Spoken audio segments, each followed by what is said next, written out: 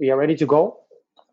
Hello, everyone. I'm Dietmar Domanger, and we're doing this video session a little bit as a replacement for the missing EGU. We already had the chat session, but the chat session we felt like was not sufficient to really present the work the way that we would like to present it. So Eric, Daniela, Antonietta, and myself will be more or less sharing the session. And we have 5 talks.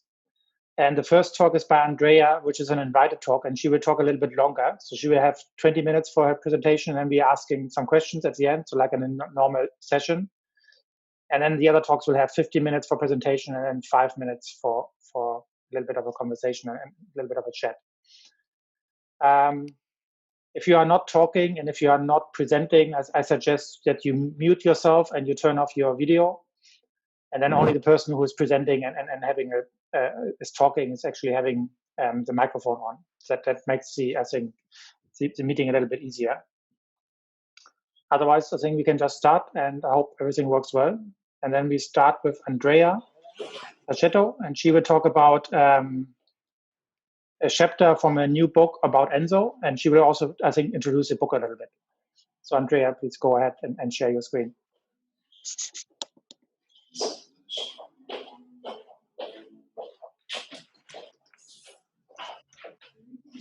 Everybody else, please mute yourself, okay?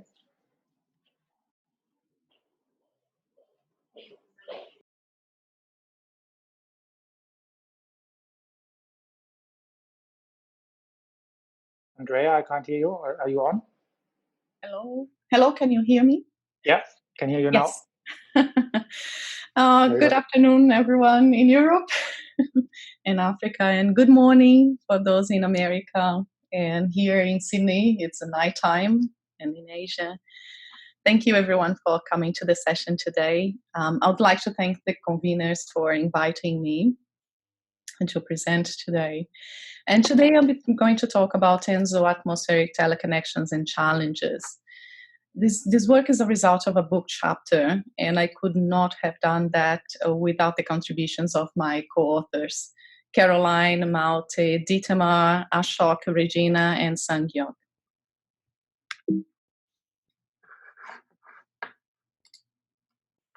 So this study is part of a book entitled The El Niño Southern Oscillation in a Changing Climate. And this book is expected to be launched this September. So keep an eye on the release of this book. The link is at the bottom of the slide here. The editors of the book, Mike McFadden, Agus Santoso, and Wenju Chai, did an amazing job in coordinating this. It's 21 chapters and 98 authors. So it's not an easy task to do, I think. So I congratulate the editors for that. Over the past decades, our understanding of the ENSO phenomenon and the associated climatic impacts has improved. Today, our view of ENSO has evolved to a concept of a greater complexity, from its properties to its teleconnections and projections in the future. So there was a need to review what we currently know about ENSO in all aspects, and that's what the book is about. So it gives a comprehensive background, talks about the historical background, the impacts on climate and extremes. I don't know if you can see my mouse here, but impacts on climate extremes, consequences for fishery and marine ecosystems, talks about ENSO diversity, modeling and predictions of ENSO. And most important, highlights how ENSO has changed in the past, and how it will change in the future with global warming. Okay, so what I'm going to show in the next few slides is it's a couple of figures that have been adapted from our chapter. In our chapter, we talk about the atmospheric teleconnections, and we go through the mechanisms for each regions, and discuss as well like the challenges and the properties of ENSO and nonlinearity of the atmosphere that makes the predictions a bit challenging. So we all know that ENSO affects temperature and rainfall around the globe. And what is interesting is that ocean temperatures was first noted by fishermen in Peru in the 1600s, while the first observations or links in the atmospheric circulation only appeared in the late 19th centuries. And it was only in 1920s with Sir Gilbert Walker that tried to develop the seasonal forecast for Indian monsoon that noted the tendency of pressure at stations in the Pacific to increase while pressure in the Indian Ocean to decrease, and decided to call that as the Southern Oscillation. And then in 1969 with Bjerknes, it has been recognized that the warming in the ocean and the Southern Oscillation was part of the same phenomenon. So nowadays, with all the available observations and reanalysis, we know a little bit more of how ENSO impacts temperature and rainfall. If we calculate the regression of temperature anomaly onto the peak of ENSO by using the Nino 3.4 index from November to January, this is the picture that appears that I'm showing this slide. So we can clearly see this classical Shoe-Horse pattern with the warming in the equatorial Pacific extending throughout the tropics and over the Indian Ocean and the tropical Atlantic. And we can also see strong signals in the extratropics. In this picture in particular, this is a bit strong because the way that we plotted that was to represent the maximum regression. So not necessarily it's happening during the peak of ENSO, but it has a delayed by a season or months, depending on the regions. And to illustrate that, what we've done was to calculate these histograms, those distributions of the maximum relationship with ENSO. So for each of those boxes were based on the IPCC regions, but it's slightly adapted according to the maximum correlations with ENSO, depending on precipitation or temperature. So keep in mind that when you look at those histograms, it might be slightly different from previous studies, just because the boxes might not be exactly the same. But basically, the color of those distributions shows when the maximum response in air temperature occurs, with the warm colors during the development of ENSO and with the greenish colors showing when ENSO decays.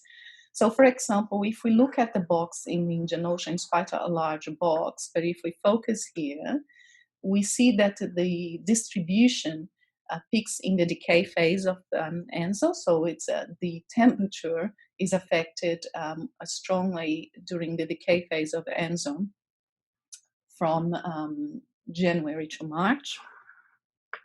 And the dashed line shows the maximum temperature anomaly during ENSO events. So, for example, the most extreme temperature increase in the Indian Ocean occurred for Eastern Pacific El Niños in 2015, and for Central Pacific El Niños in 2009, and La Niña in 1975, based on this data set. Okay, we also did the same for precipitation. We calculated the maximum regression onto precipitation, and we can clearly see this increasing rainfall over the equatorial Pacific and Western Indian Ocean, and the drying conditions over the maritime continent and North and South Pacific, and over the tropical Atlantic. Again, if we look into an example for the equatorial Central Pacific, box. So we see that obviously the precipitation peaks at the same time as ENSO peaks. And the maximum precipitation anomaly occurred in 2015 during EP El Nino, in 57 during CP El Nino, and in 2010 for La Nina. Those are the most extreme. Okay. But the reason why this temperature and precipitation is affected in different regions in the globe is due to different types of teleconnections, so different mechanisms of teleconnections. The main mechanism by which ENSO affects the atmospheric circulation, we know, is through the Walker circulation. So when El Nino occurs, the Walker circulation weakens and the center of convection shifts eastwards, causing drying conditions for the maritime continent, Australia, and South America. This shift in Walker circulation and the effect over the equatorial regions can also be thought or interpreted to is a response to diabatic heating in the equator, as demonstrated by Matsuno in 1966 and Gill in 1980s, which is often called the Gill-Matsuno response. So anomalous diabatic heating in the equator generates these disturbances in the troposphere via Kelvin waves and off-equator Rossby waves. And this causes a warming of the troposphere in the tropics that leads a more stable atmosphere environment and sometimes refers to the tropospheric temperature mechanisms. This was one of the proposed mechanisms by which the Indian Ocean and the tropical Atlantic warms one season after the peak of ENSO. The displacement of this convective center in the equatorial Pacific drives changes not only in the tropics but in the extratropics, and we sometimes call that as the atmospheric bridge. It can induce changes in the Hadley circulation and produces also these stationary Rossby wave patterns that can affect temperature and pressure at high latitudes and even sea ice extent in Antarctica, for example. So here in this slide, I cannot go through all the scene, like every mechanism here, but I put this figure here that came from, extracted from a recent paper published by Chai this year, which is a review on ENSO impacts in South America. And it shows nicely those mechanisms from the Central Pacific through the extratropics and to South America. So I focus here in these teleconnections over South America because I think it's quite complex and it occurs through directly through the shifts in the Walker circulation that produces anomalous subsidence over South America, but also indirectly through changes in the tropical Atlantic.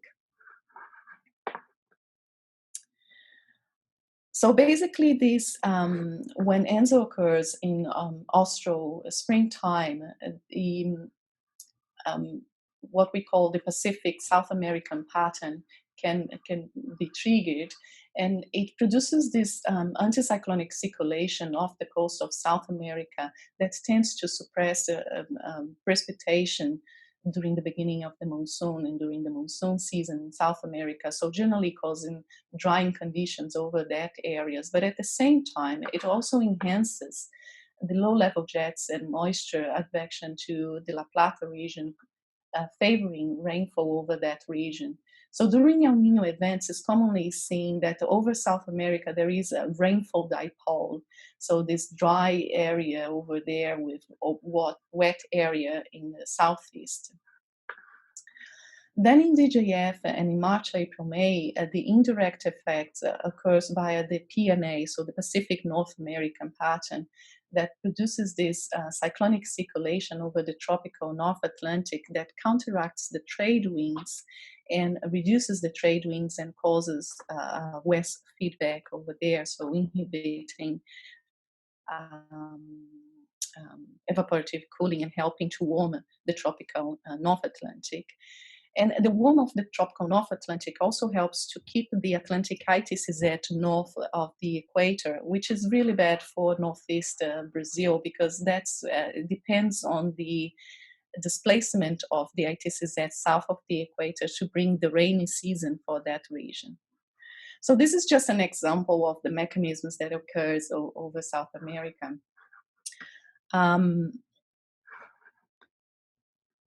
But for example, in East Asia, ENSO modulates the monsoon via the anomalous low-level tropospheric circulation in the Northwest Pacific, and the cyclone that also has interactions with the seasonal cycle. Over North America and North Atlantic and Europe, there's a recent paper by Jimenez, Esteve, and Domensey in 2008 that shows that these teleconnections can occur through tropospheric and stratospheric pathways.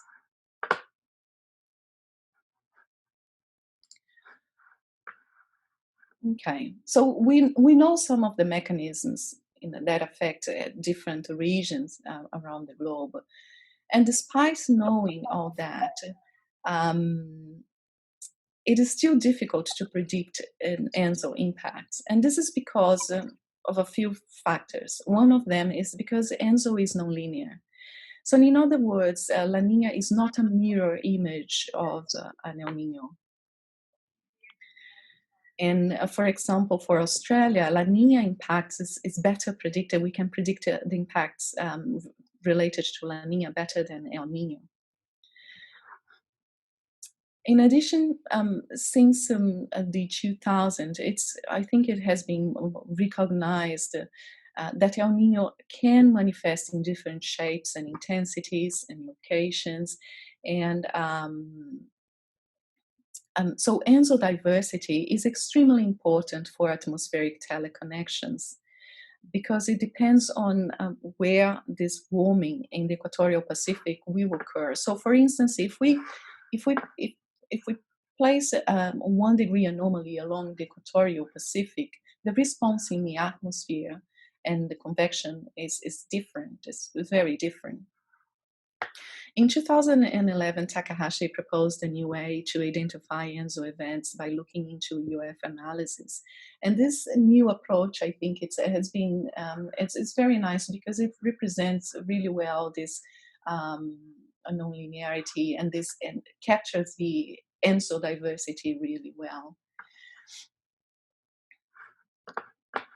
In our chapter, in our book, actually, Antonietta has a chapter on ENSO diversity too. So I highly recommend, once the book is released, I recommend for you to go and have a look at this chapter on ENSO diversity too.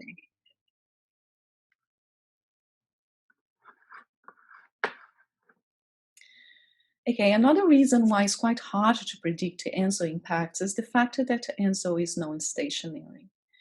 So for Australia, as an example, the relationship between rainfall and the Southern Oscillation Index is strongly modulated by the interdecadal Pacific Oscillation. And this relationship is much stronger during the negative phase of the IPO.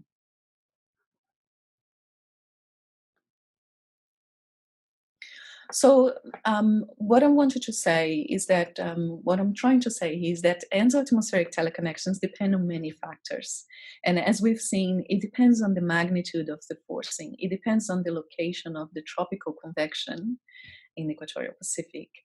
It depends on the time of the year, the interactions with the annual cycle, the local atmospheric and land conditions, like, for example, soil moisture, and what the other ocean basins and modes of variability are doing. And we cannot forget the role of stochastic variability, because in the end, ENSO can only explain a fact, a part of the rainfall variability for certain regions. Okay, so on top of all those challenges in predicting the impacts of ENSO into climate, there is a challenge of climate change. So teleconnections is expected to change in the future with global warming.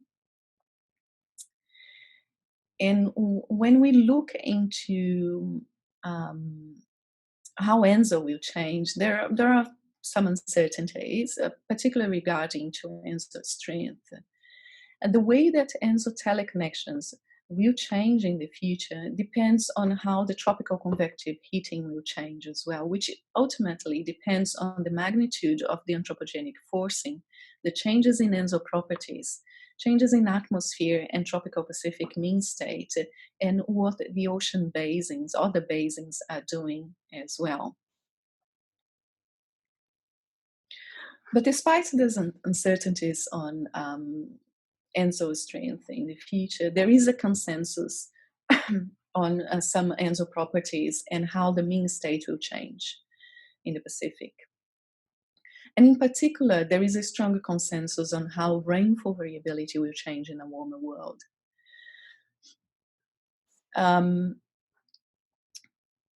For example, a paper by Scott Powers shows that the regions that has a strong teleconnections with ENSO in the current climate is expected to see an increase of ENSO-driven precipitation variability in the future. And this paper, this actually is the chapters, one of the chapters, is the last chapter of not the last, but it's chapter 13 of the book, that shows that 27 out of 34 models agree that rainfall variability in Niño 3 and Niño 4 regions will increase in the future. So basically, those changes in rainfall variability are related to changing the Pacific mean state. Most models project a weakening of the Walker circulation and warming in the equatorial Pacific. The location of the maximum SST moves eastwards with the warmer world, and which leads to a shift in the convection center in response to El Niños. There are studies, for example, this study by Chai in 2018 that also shows that there is a strong there is a consensus among models showing that the variability of strong ENSO events will increase in the future. And we cannot forget that climate modes outside of the Pacific can reinforce or offset ENSO atmospheric teleconnections. So in summary, ENSO is the impact of ENSO teleconnections, is affected by several factors. And if we want to improve ENSO predictions and projections, we need to overcome those challenges. And we need to consider a combined view of the climate system with the interactions across other climate drivers to understand how ENSO teleconnections works and will change in the future. So I just want to finish with this message that we cannot see ENSO as a separate phenomenon and needs to be viewed as a combined view of the climate system. And I'll go back to and finish this talk, putting the book again is my first slide with the table of contents, so you can see what is covered in this book. And I open now for questions. Thank you. All right, thank you, Andrea. Very good presentation. So we open up for questions. So if you have questions, the best thing to do is to use the button in Zoom to raise your hand. So there's a button somewhere where you can raise your hand if you open up the participant slot, and then you can see that you can actually raise your hand. So I will have a look if somebody is raising their hand. Otherwise, you can just unmute yourself and can also just say something, then we will hear you. It's also an option.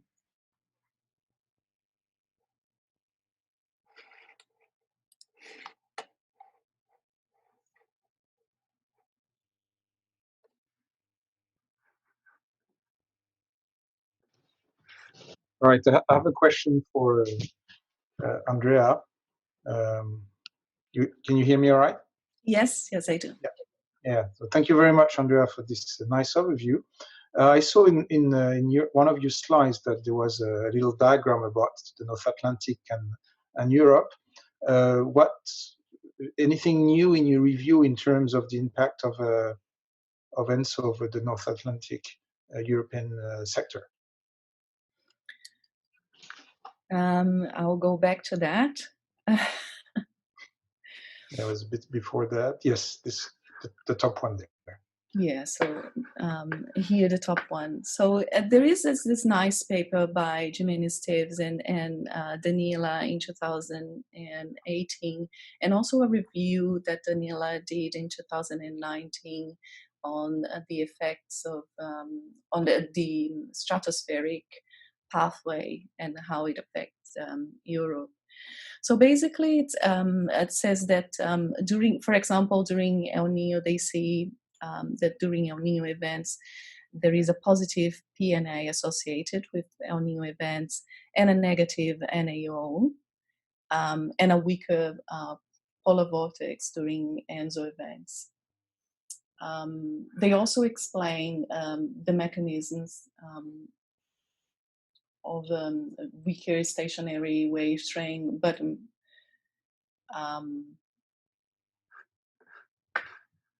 yes, I would say that those are the studies that we have covered more recently in our review. Okay, thank you. And Andrea, your first figure from this chapter with all these little distribution, this one or the one before with the temperature. Yeah. This one? No, the one with the temperature. Oh, temperature, first one. Yeah. So you basically have teleconnections everywhere, right? So does this mean when you have a distribution for every single region, have you only selected regions which actually do have teleconnections, or are you covering all regions? Did you make a selection of saying there are some regions which doesn't have teleconnections and they are not shown, or? Yeah, so this figure, I just want to emphasize that this figure, it looks a little bit that teleconnections is everywhere, because what is plotting here is the maximum regression. So it's picking at the season when the maximum regression occurs. So if we were to plot just the normal regression during the peak of ENSO, then the astrotropics will appear quite faded. It's not so strong. Yeah. The regions that I selected was basically based on the IPCC regions, and I added a few others and adapted with latitude and longitude depending on stronger teleconnections. And some of them I kept, even though the teleconnections are not that strong, but because we have a good literature body and talking about the teleconnections in certain regions, we decided to keep some regions. But I'm wondering that there are some regions like Saudi Arabia doesn't have a box, but it is probably does have a teleconnection to ENSO. So I wonder to what extent have you not shown some regions, and for why did not show some regions like Alaska? Yeah, those are primarily the regions that have the strongest teleconnections. Okay. And sometimes it does not show so strong in the temperature, but it comes back in rainfall. So we decided some of the regions to keep there as well. All right. Anyone else still have a question? There's a wait for Tobias. Tobias, I think, is raising his hand. He did it the proper way, so he has a raised hand there. Okay. Yeah, and Magdalena has a question as well after that. Yeah. Maybe Tobias first. Yeah. I have a question to the slide. Eric also had a question, so I think it was 2 or 3 slides. So where the atmospheric bridge is shown. This one? Yeah, this one, yeah. I was just wondering that for the so in the middle panel, so you see it in the southern hemisphere, the impact in South America is a high pressure system. So we have 5, and in the northern hemisphere you have a low pressure system, so only 4 or 2 times high and low. So do you have an explanation for why this atmospheric bridge or atmospheric wave train is different in the northern hemisphere than in the southern hemisphere? Is it just a sea contrast, or? So basically this PSA pattern it's how can I say it has been studied by like previous papers like Mo, for example, in 2000, and they do see that there is a difference on the way that these stationary Rossby waves happen in the southern hemisphere depending on the location of the warming. So if this one, we see the effects, and I'm plotting here in this, showing this figure that is basically related to a El Niños. But for weak El Niños, this pattern tends to shift, and it's slightly different as well. Okay, but it's both for the same El Nino in the upper and in the lower panel shown here, or is there? Yes, and this also represents, it's a bit, it was taken from this paper by Chai that was published this year to show the teleconnections over South America, but actually it's illustrating in different seasons. So there is also an effect of the background atmospheric circulation here. So this one represents, actually this one, sorry, is in austral spring from September to November, when this teleconnection is stronger, and it can reach, depending on the source here, can reach this area of South America with this high. And here is in December, January, February. So it's the austral summer in the southern hemisphere. That has the PNA with the low pressure center. So I guess also the atmosphere, the background circulation have an effect on how those stationary wave trains propagate to South America and North America. Yeah, thank you. Okay, did we have another question from Magdalena? That would be the last question. Hello, thank you. Yeah, can you hear me? Yeah. Yes. Yeah. Thanks, Andrea, for a very beautiful talk. This is a difficult question. I mean, in spite of the large impact of ENSO on the observed climate, the seasonal predictions, they still fail to exploit this potential for reliable seasonal predictions around the globe, even if ENSO can be more or less predicted. So, in your opinion, which direction should we pursue to exploit this potential for seasonal prediction? Is it modeling, development, diagnostics, observations? Well, which sort of directions? Where should we concentrate our effort? Oh, there are so many ways that we can do that, right? But we definitely need to keep with observations. And biases in the models, I think we need to improve biases in the models, yeah, definitely, for having a better prediction of ENSO. And yes, knowing how ENSO will change is the only one part of the piece, the puzzle, because it also depends on how the atmosphere will change in the future, and the interactions with the annual cycle as well, it needs to be considered. And I think one of the things that we don't, or at least it might be me, but I don't see much, is the role of the stochastic variability, so noise, because in the end, ENSO can explain just a fraction of rainfall variability. So we cannot disconsider also the stochastic variability. All right, thanks, Andrea. I think we have to move on. I think it was a very nice presentation and a good introduction into at least a part of the new book, which I hope we get soon later this year.